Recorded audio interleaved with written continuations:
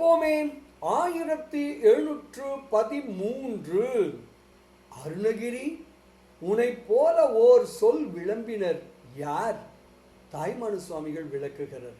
ஐயனே, அருணகிரி அப்பனே, உனை போல உண்மையான ஒரு சொல்லினை சொன்னவர் யார்? சொல்லுதல் அரிது அரிது அரிது என உலகத்தார் சொல்லி சொல்லி இழைத்து போனார்கள். தன்னை தானே ஒத்தவன் அவன், முக்கண் உடைய எம் தந்தை.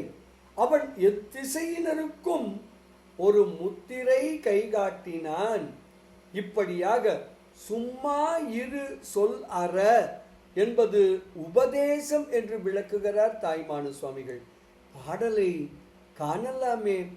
ஐயா அருணகிரி அப்பா, உனை போல மெய்யாக ஓர் சொல் விளம்பினர் யார்? வையகத்தோர் சாற்று அரிது என்று ஏசற்றார்.